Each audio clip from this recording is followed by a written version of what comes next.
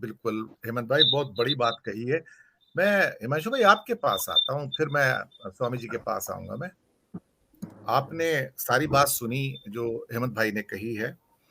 ये सही कहते हैं कि बड़े बड़े मंदिर, बड़े बड़े कुछ रेलवे स्टेशन से एयरपोर्ट बनाए जाते हैं, और जब कोई बाहर से आता है तो आ, हरे पर्दे लगाकर, सफेद पर्दे लगा के झोपड़पट्टी को, जर्जर इमारतों को छुपाया जाता है।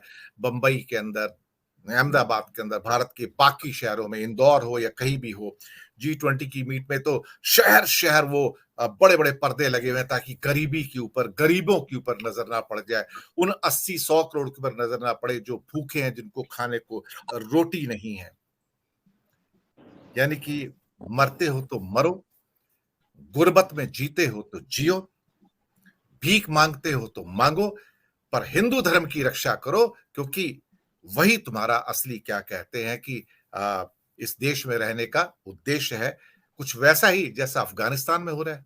क्या फर्क रह जाता है अफगानिस्तान में और पाकिस्तान में? और मुझे बहुत बार महसूस होता है, सच कहूं आपसे, 1950 का जो समय एक आता है, जहां पाकिस्तान का पॉलिटिकल डिस्टेबलाइजेशन स्टार्ट होता है अप्रोक्सीमेटली, इंडिया बिल्कुल उसी मोड़ पर आकर खड़ा हुआ है धर्म के मामले में, जहां पर वो जिन्ना की थ्योरी के साथ धीरे धीरे अपने आप को एक धार्मिक स्टेट में चेंज करता है। और जहां तक मुझे याद है, शायद अ, जियाउल हक ने पहली बार इस किस्म का रजीम जो है बनाया था पाकिस्तान के अंदर, जहां वो प्योर कट्टर इस्लामिक जो कंट्री होता है, वहां वो बनाया जाता है। वहां पर हम बिल्कुल उसी मोड़ पर आकर खड़े हो गए हैं। हम पाकिस्तान से कुछ दशक पीछे हैं, लेकिन जल्दी कैचअप कर लेंगे। सोशल मीडिया का समय है, तो हमें पाकिस्तान बनने में 10-20 साल से ज्यादा नहीं लगेंगे। हिमांशु भाई। देखिए, फिलहाल क्या हालात है, अगर पाकिस्तान की हम बात करें तो एक पूरा एक सेगमेंट है, वो नियो रिच क्लास है, जो फॉरेन की इन्फ्लुएंस में अमेरिका जाके पढ़ता है, यूके जाके पढ़ता है, जिसे हम प्रोग्रेसिव सेट ऑफ मुस्लिम कहते हैं। तो मतलब एक सेट है, वही डिसीजंस लेता है पाकिस्तान में, उसी का वॉइस है, उसी की पॉलिसी मेकिंग है। तो जब आप बोल रहे हैं कि ऐसा होने जा रहा है, तो बिल्कुल ऐसा हो चुका है।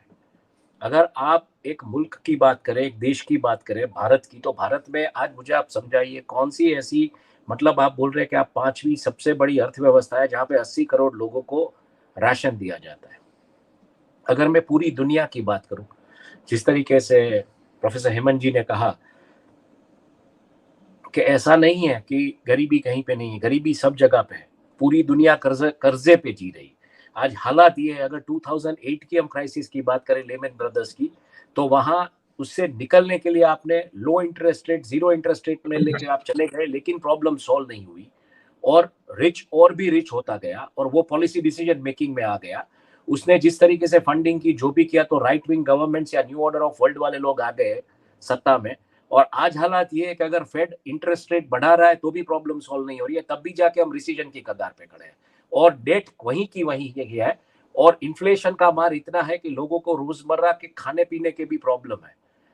ऐसी ही व्यवस्था और परिस्थिति अगर आप देखने जाए तो यहाँ पे तो मतलब ऐसा कुछ हुआ ही नहीं है कि इंटरेस्ट रेट्स आपने 0% पे ला के रख दी हो, या मतलब आपने कुछ रियाया दी हो। हम $5 ट्रिलियन इकोनॉमी की बात कर रहे हैं, जबकि ट्रंप ने कोरोना के काल में $6.2 ट्रिलियन का तो राहत पैकेज दिया था। तो ऐसा तो कुछ है भी नहीं।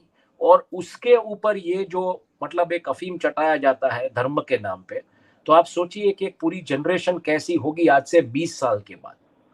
ये सबसे बड़ी समस्या है।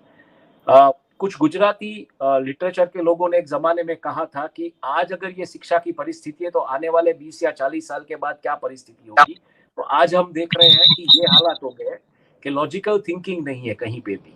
पूरा का पूरा मतलब एक जिस तरीके से एक झूठ का माहौल बना दिया गया है, एक फेक इंफॉर्मेशन फ्लो हो रही है सब जगह से। और राहुल गांधी का मेरे ख्याल से कैम्ब्रिज यूनिवर्सिटी का जो लेक्चर था, वो इसी बात पे डील कर रहा था कि न्यू ऑर्डर ऑफ वर्ल्ड में जिस तरीके से गलत इंफॉर्मेशन और गलत इस्तेमाल करके मीडिया से इन्फ्लुएंस किया जाएगा, उसके सामने आपको कैसे, मतलब उसको आपको कैसे उसको डिबंक करना है उस फेक इंफॉर्मेशन को। लेकिन आप करेंगे उससे पहले ये ट्रैवल हो चुका होगा। और उन्होंने चाइना और यूएस का जो एग्जाम्पल्स दिया, जहां पे एक बहुत ही अच्छी बात उन्होंने कही कि economies will not produce, they will not survive.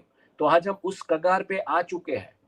आपके पास मतलब प्रोडक्शन के जरिए अगर आप देखने जाए तो वर्ल्ड एवरेज से ऑलमोस्ट अब 1/3 है कहीं ना कहीं बहुत मामलों में।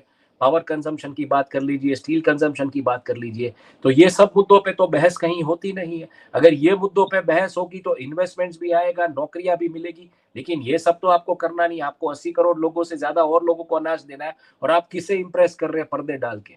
ऐसी व्यवस्था, ऐसे अर्थव्यवस्था के जो पॉलिसी मेकर्स है या डिसीजन मेकर्स है वेस्ट के, उनको आप इंप्रेस कर रहे हैं, जहां पे लोग गाड़ियों में जाके फूड बैंक पे अपना राशन लेने जाते हैं। मतलब समझ ही नहीं आता है कि क्या होने जा रहा है। हाँ, लेकिन ऐसे माहौल में जिस तरीके से इनका एक नैरेटिव चल रहा है, ये जो सत्तारूढ़ पार्टी है, कि अगर लोगों के हाथ में पैसा आ गया तो पैसा एक कॉन्फिडेंस होता है, पैसा होगा तो पॉलिटिकल एक्टिविज्म आएगा, लेकिन जब पैसा ही नहीं होगा तो पॉलिटिकल एक्टिविज्म ही नहीं आएगा। और आप धर्म की राजनीति करते जाइए तो इस तरीके से मतलब वो पॉलिटिकली भी स्टेबल रहेंगे, उनकी जो रूलिंग कैपेसिटी वो बढ़ती जाएगी। और नैरेटिव देख लीजिए, वही तो बातें आती है। इकोनॉमी के ऊपर कहीं पे चर्चा अगर होनी शुरू हुई थी तो उसको लेके किस दिशा में ले जाया गया, आप सोचिए। आज मुद्दा आ गया है कि किसी सरनेम के ऊपर, मतलब वो एक बैकवर्ड कम्युनिटी की सरनेम है या सवर्णों की सरनेम है, देश आज किस मुद्दों पे डिबेट कर रहा है? देश आज इस मुद्दों पे डिबेट नहीं कर रहा है कि 2 करोड़ नौकरियों की कमिटमेंट हुई थी, तो वो कहाँ है? आप इकोनॉमी आगे ले जाएंगे तो वो कहाँ है? लोगों के हाथ में डिस्पोजेबल इनकम आएगी जॉब्स की वजह से, तो वो बात कहाँ है? उल्टा सरकार ने ये बोल दिया कि आप खुद एम्प्लॉयर बन जाइए। अब सरकार जब एम्प्लॉयमेंट नहीं दे पा रही है, अब सोच लीजिए, तो बाकी के लोग सीधे एम्प्लॉयर कैसे बनेंगे? क्या ऐसी इकोसिस्टम्स आपके पास है? क्या ऐसी व्यवस्थाएं आपके पास है? बिल्कुल नहीं। जो इनोवेशन जिस तरीके से होना चाहिए, यहाँ की जो पब्लिक है, खास करके रूरल पब्लिक, वो अगर उसकी जो रूरल इकोनॉमी जो चलती है, तो वो एक जुगाड़ की जो माइंडसेट है कि उन्हीं का मतलब है। आप किसी भी किसान के घर चली जाए तो उसके पास वेल्डिंग वर्कशॉप भी होता है, उसको मतलब उसका ट्रैक्टर रिपेयर करने का भी वर्कशॉप होता है, वहीं से वो बिजली पैदा कर लेता है, सब कुछ वो जुगाड़ करके चलता है। उसको आप पेटेंट नहीं कर सकते उस जुगाड़ को।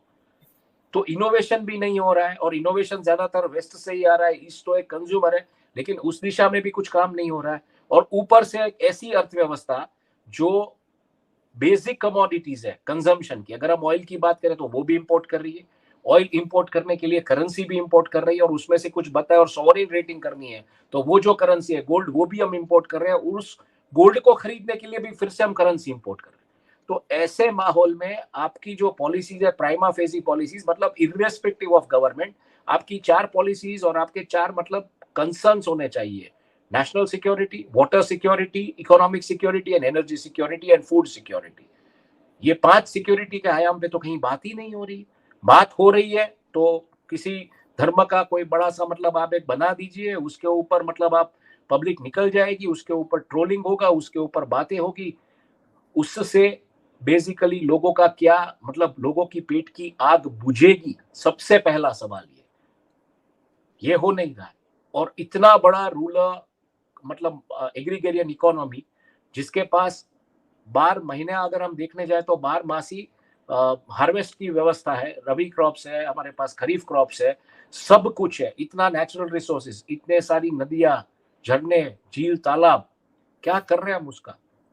ऐसे क्लाइमेट चेंज वाले माहौल में India has a potential to be the greenery for the world, लेकिन हम उसको बिल्कुल ही एक्सप्लोर नहीं कर रहे, उसको उल्टा जकड़ के उसको खत्म करने की कगार पे है। और उसमें भी मतलब हम जातिवाद ला रहे हैं, उसमें भी मतलब हम रिलीजियस एलिमेंट्स ला रहे हैं, उसमें भी मतलब खालिस्तान को ला रहे हैं। तो we are not talking country की एक जो 25 साल की पॉलिसी होनी चाहिए, इरिस्पेक्टिव ऑफ पॉलिटिकल आइडियोलॉजी, की कंट्री ग्रो कैसे होगा और उसकी जो सिक्योरिटी कंसर्न्स जो होनी चाहिए, उसके बारे में तो कोई बात हो ही नहीं है। उल्टा यही हो रहा है कि छोटी छोटी बातों पे मजहब के नाम पे लोग कैसे लड़े।